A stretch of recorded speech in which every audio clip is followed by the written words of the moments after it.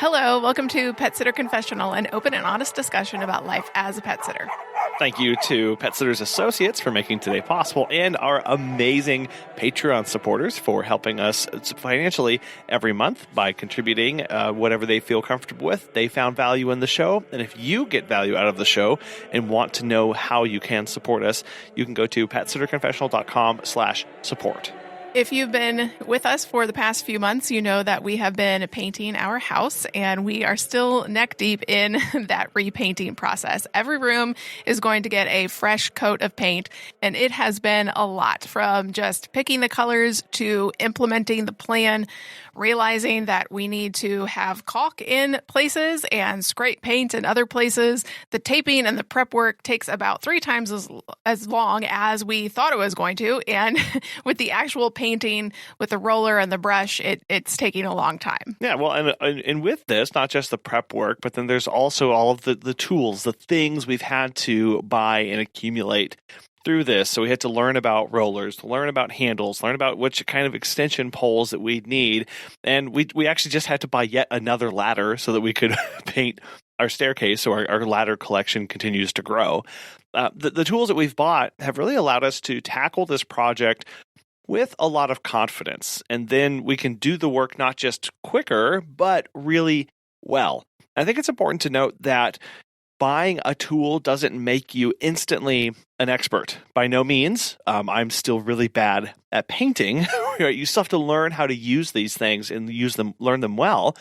But having good tools that are appropriate for the work that you're doing means that you're not fighting the tools to get the work done. And that's what's really important to understand, not just when you're painting a room, but also when you run your business, when you're doing things in life, is that having good, appropriate tools for you allows you to do the work more seamlessly, because the tool becomes part of you. It becomes part of the process instead of a hindrance for you, which got us thinking a lot about the tools of a pet business owner. What do we have at our disposal? What do we need to be bringing on to make sure that we have the appropriate tools necessary to do our jobs really well and make sure that we're not fighting with the things that we're using to do that?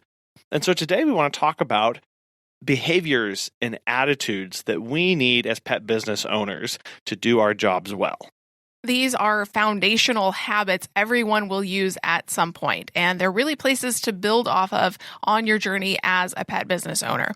And so the first one is organization. If you are a business owner for any length of time, you know that you must be organized, from taxes to scheduling and paying to bookkeeping and accounting and just booking for clients in general. You can either pick a software or you can do it old school with pen and paper, or a mixture of both. But either way, it has to be organized, because your clients will need to have a smooth and seamless process. In order to do that, you as the owner need to be organized. Well, I think about this in the context of when we think about buying tools and bringing things on for a project, we think about what goes into the toolbox. But what organization actually is we have to take a moment to consider what the toolbox itself is. Because at the end of the day, if you're not organized, if you don't have a broader concept of what tools go where and how they're going to be used, that's where this organization comes in, you're not going to get the work done.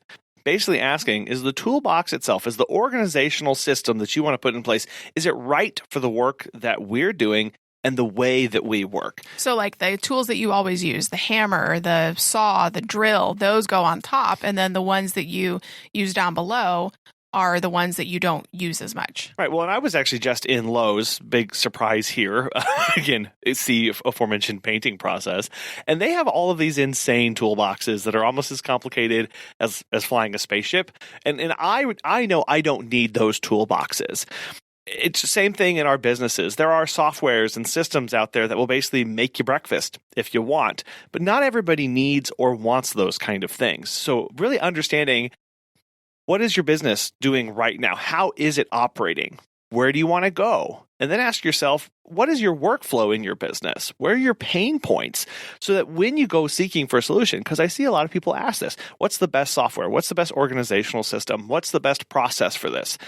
You first have to ask how you operate, and then go find things that either fit that Or you can change to fit them if you think that's a better way of operating.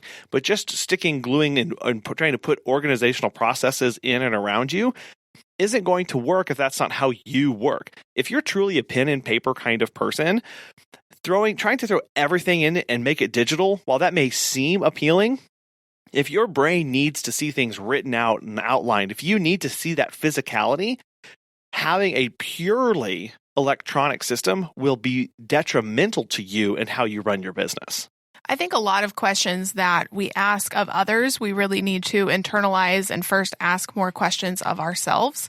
It's not bad to ask, what software is the best or what task management system is the best? Is Asana really the best out there? Or is it Trello? Right. And so, or is Slack great or some other program? Is it Google Voice or is it Grasshopper? These questions are not bad. It's just, what do you ultimately at the end of the day need as a business owner? Because you know yourself best and nobody else, people are just going to throw out recommendations, but then you need to go in and not necessarily just trust everybody's word, but go in and see if it actually fits you and your business. And that's really hard. That's a lot of hard work to know what I need. Early on, about 10, 15 years ago, I came across somebody who his whole entire organizational system was using 3x5 note cards. That was his big thing of how he organized his life and wrote down notes. And I tried to emulate that, but I'm not organized enough to not lose individual 3x5 cards. So I quickly realized, they have to be bound together. I need a notebook. I need a notebook. I can't use loose leaf things. And then that went on in a different trajectory. So knowing these things and the habits and aspects about yourself is really going to drive where this organizational aspect comes from as you try and apply it to your business. I think a great way to stay organized is to block off time in your calendar. So every Tuesday at 11 a.m., I do this task. I do some part of my taxes, or I go to yoga. It's a great way to make sure that you don't forget something, but also helps you understand how much of your time is committed to other things. So as you block off time, you can really see how constrained you are with prior commitments. And if it's a larger project like taxes, breaking up into small chunks and sprinkling it in, an hour here, an hour there, an hour here. But I know it's hard because some people really don't like only doing small chunks of something and then moving on. I know there are people who like to try and get it all done in one sitting because it's very satisfying. And then they don't feel like they have all this mental burden of the remaining project out there. I feel like you're talking about me right now. But also recognizing that there are some people who enjoy, the chunks of 15 minutes every day. They're blocked off 15-minute chunks or an hour chunks or whatever. But there are other people like you who don't enjoy their day being so segmented and that they enjoy more of the free time. But for the really important things, you need to get out your schedule and to block off time. So ultimately, you need to choose systems that work for you. And that's a process of learning and education, and not just about yourself, but learning other things about running your business. And education really is probably one of the best tools, one of the best habits that you can equip yourself with. It's that knowledge aspect. And it really is a habit of learning, of habitually going and looking for new things to better yourself, how you run your company, and better how you interact with others. Yeah, the knowledge of running your business. So again, everybody's favorite topic, taxes. Hooray! How to do them, what that looks like for you. Are you a sole prop? Are you an LLC, an S Corp? What are you? What does that mean? What are the tax implications and how much can you write off versus what can you not write off? Setting up your business structure that works for you. We're potentially looking at an S Corp, but then realizing that that's a lot more heavy-handed than we thought it was going to be. So maybe we hold off on that for another year so we can educate ourselves more about what exactly that looks like, because it's relatively easy to get into, but then there's a lot of upkeep and it's hard to get out of. And then there's also getting a website, getting a Google My Business, learning marketing tactics, all of the little intricate things that you may not realize when you start a pet sitting business, but then you get into it and you go, oh my gosh, there's this and this and this. And it can be overwhelming, but knowing that you can take little steps and you don't have to know everything right off the bat, but it's the continual process of the education that will make you a better person, better business owner. I mean, 10 years ago, 11 years ago, when we started, we didn't know hardly anything of what we know now. Less than zero, yes. But it's seeking out those resources. It's seeking out the trainings and the certifications and the podcasts and the books, just general business books. If you can't find a pet sitting specific book, there are just general business books out there that will help you. Well, so there's the business aspect of this, and that's where I know many of us have a lot of work to do. We've got a lot of educating of ourselves, so seeking out those good resources is critically important. But then there's the knowledge of learning more about the pet care side of things. Most of us enter into the industry with a passion for pets, but we don't know a lot of actually how to take care of them and the intricacies and the specificities around breeds or different diseases or different medications. So then we can go on and go, okay, now I need to learn more about the latest practices here. I need to learn what fear-free is. I need to learn how to pill a cat, not just one way, but probably 5 different ways that I can pill a cat. What does walking a dog safely mean? I tried to describe that to a barista the other day, and they were blown away by all the aspects that we think about and how we approach those. Another aspect of this is learning to ask good questions during and really before a meet and greet so that you have more on hand and can really parse through what that person is asking you. All of those aspects, just like when learning about a business, those come with a little bit of time, but those come with us exposing ourselves to new ideas and new topics so that we can better ourselves in that particular area. And then there's the people aspect, the customer service of this. Again, we serve pets, but we ultimately serve their owners. And it's something that often gets overlooked, and many people don't really think that it's necessary, the customer side of this, because we get into it because we want to do puppy cuddles and kitty kisses all day. But it's learning how to talk to a potential client or even an existing client if you're going through something tough with them right now. If you've increased your prices or they come to you and say, I need to decrease the amount of services I have, or they are struggling with something in their personal life and they've come to you and it kind of burdens you with this. We need to be empathetic to our clients and potential clients. We also need to be tactful with them and know how to talk to them. And have good boundaries. It's educating what's going to work for me. What's my boundary line for how personal is too personal to get involved with the client, for how much they're going to share with me before I need to step away, before I know whether I can take on that mental burden of that hardship that they're going through.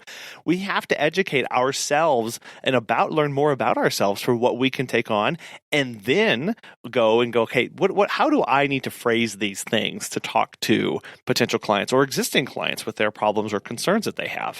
FetchFind is a great resource for continuing education. They've got a whole ton of videos and webinars on there, from dog behavior, training, feline fundamentals, all of these great aspects of what being a pet care provider means. Yeah, so if you are either new to the industry or maybe you haven't looked at information in a while, finding a course, whether it's through FetchFind, whether it's through somebody else, YouTube videos, I know there are a lot of channels out there as well, attending a conference, listening to podcasts, reading books, do something a little bit every day that's going to help educate you on something that you didn't know the day before. Part of running your business is knowing that you need insurance. As pet care professionals, your clients trust you to care for their furry family members, and that's why Pet Sitters Associates is here to help. For over 20 years, they have provided thousands of members with quality pet care insurance.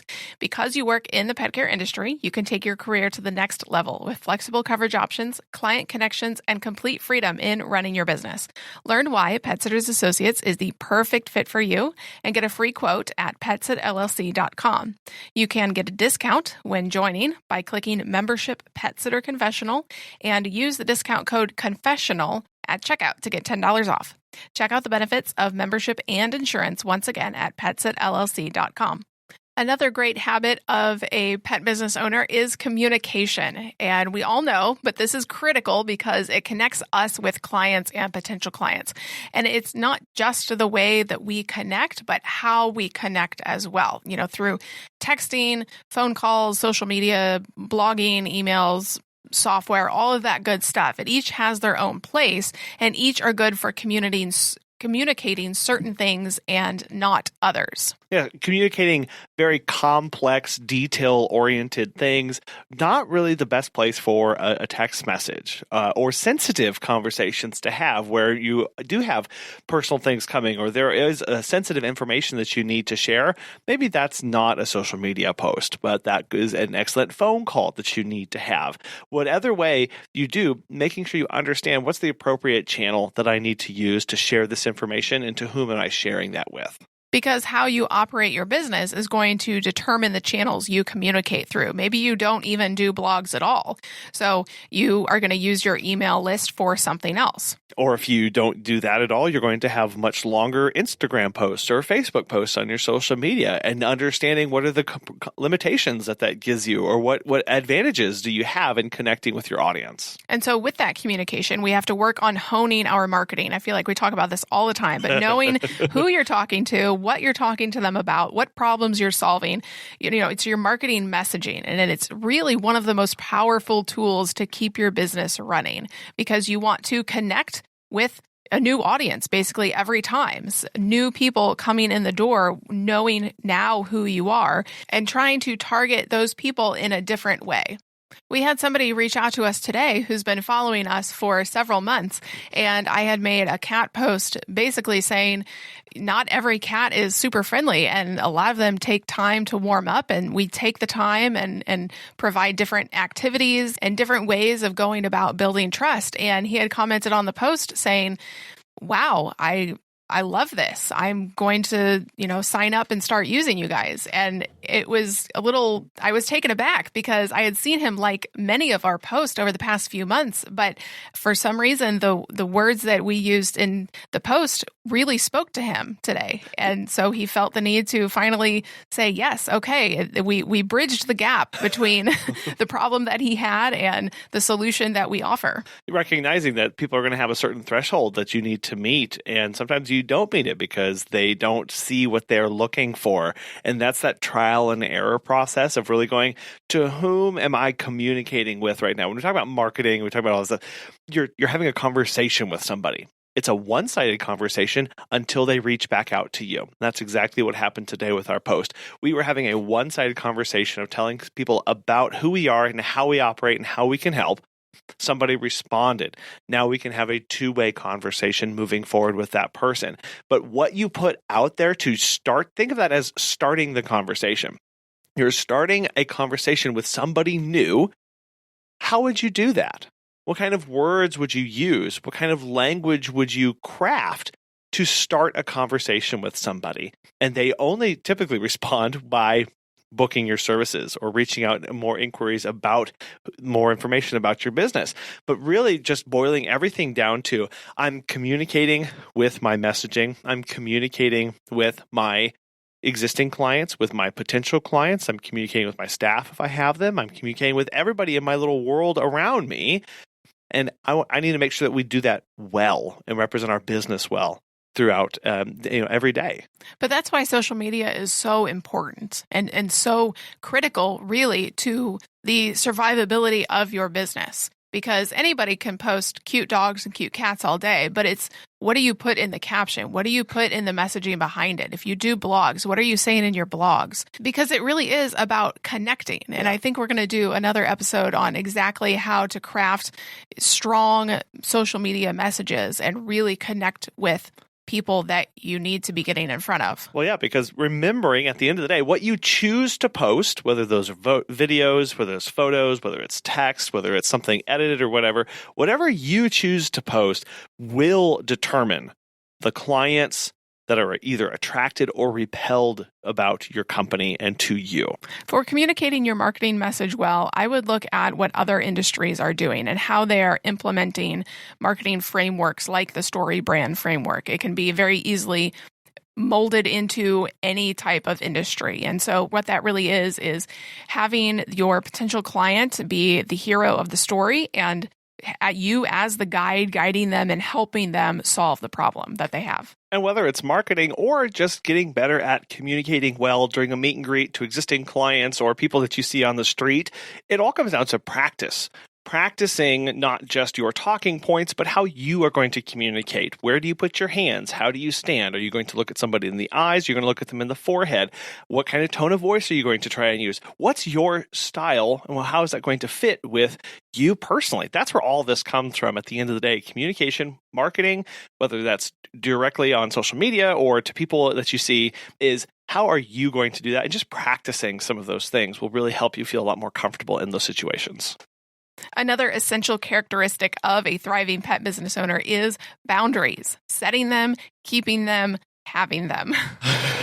Really everything about them. When it comes to this business, it is so personal. It does suck up all of your time, attention, energy, and focus, whether that is being worried about pets, whether that is stressing about a schedule, or whether that is having to deal with problems that clients bring to you. There's the emotional side of as well of the clients may come to you with their personal burdens or with their struggles, with their things that they are walking through and dealing with, and they can talk to you about that. Well, you are taking on that burden that now you have to figure out what to do with. Then there are the clients who are contacting you at all hours of the day, night, and everything in between, demanding more of your attention. Nothing really from a nefarious reason, but because they want help and they need it right now. And you have to understand that time that you have for yourself truly is sacred to you. It protects you from being burned out and overworked. Yeah, at some point you can no longer trade time for money. There is just not enough time in the day. Which is a good point to remember that even though we may try and raise our prices continually to try and claw back time to limit the amount of people seeking after our services, if you are quality enough, if you are in demand enough, it doesn't matter how much you charge, people will still demand more of your time, whether they're paying $100 an hour or $10 an hour. Some kind of clients will just want more of you. Which can be hard to do if you want to grow and scale your business to add staff and still, maintaining those boundaries, making sure that your staff have proper boundaries within your business as well, because you don't want them to work 6 a.m. to 10 p.m. 7 days a week and burn out themselves. So it is really important, no matter who is in your business, who's in your company, for them to have boundaries. And I think that's the single best thing you can do for your business, Megan, right there, of setting office hours. Hours that you will and you will not communicate with people who reach out to you. And this can be maddening when it's 6 o'clock at night, it's 6:01, right? And your office hours ended at 6, and somebody texts you with a question about your services, to be staring at your phone going, well, it's only 6:01, right? But we all know where this goes, is suddenly it's 8:30 at night and you're still having a conversation with this person, or you find something else to distract you and you bring your attention to you. So now going at 6 is the hard out, or whatever that time is for you that's going to work for your business and the way you work. We always talk about boundaries in terms of time and making sure that your time is your own and your company is not, and your clients are not running your business. But there's also, spatial boundaries in terms of making sure that you separate a little bit, making sure that you try to separate your personal from your business, because we are intricately linked, and ultimately there's not going to be 100% separation, but making sure that you are enjoying hobbies, doing other things outside of the business so that your business is not all consuming you. The last strong behavior that we really want to talk about for pet business owners is community. And I really think it is very much underutilized. By far. Yeah. And it's really because we're so busy. We're doing visits from 6 a.m. to 10 p.m. and we still have to do all the little intricate details of our businesses, from the taxes, the scheduling, all of that. And have a personal life too, and see family and friends. And let's not forget that meeting new people can be awkward, it can be weird, it can be scary. It's putting ourselves out there as being vulnerable. Especially for introverts like me. Exactly. It's not fun.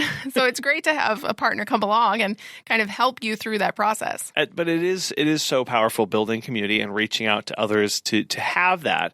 Because, but first, as you said, it can be hard to do that. So you have to first want to have this as a part of your business, as a part of your personal life as well. Reaching out to others, joining a network of local sitters, things like that are going to help you feel not just like you are seen, but it's also a great way to bounce off ideas for when you're struggling or working with something. I really love the way when you get connected with realtors, they have really super tight knit local groups of realtors who are sharing information. They're strategizing about the economy. They're forecasting together. They're doing all of these things. They're doing team building. They're doing educational things. They're doing involving themselves in the broader community. And they really see each other as resources to assist each other and really pour a lot into one another in that way. While putting yourself out there in the community is hard, especially for introverts, the opportunities really are endless, from going and walking dogs at the shelter to hosting a pet loss memorial event to hosting a client appreciation meeting, for a couple hours. There are so many possibilities, so many pet friendly things that you can do. I think it's, again, while it's hard, it's also easy at the same time to come up with these ideas. Or even if it's not something that you want to do of hosting an event or taking part in an event, find a fundraiser where you can give a $50 gift certificate for your services to help raise money for a certain cause. That's being a part of your community. You're not up there leading the charge or doing these things or running the event or anything like that, but you are building towards something bigger than beyond yourself just for that. And those are local things. And then tying a little bit into some of the education and other things we've talked about today, there's also a big part of community is attending a conference. Texas Pet Sitters Conference just wrapped this past weekend. It looks like it was an amazing time. I know NAPS, we are packing our bags right now to go to New Orleans to deliver a talk and meet everybody there. And PSI has conferences coming up as well. There are opportunities to go and get both community and education. And by far and away, when you talk to people who go to conferences, it's the community aspect where people are seeking that out. They go, I may know this thing, or, oh, I really like this speaker, but man, seeing my friends once, twice a year, seeing these people and getting connected with them again is priceless for me and really helps me be better. You need a cheerleader in your corner, or 10 of them.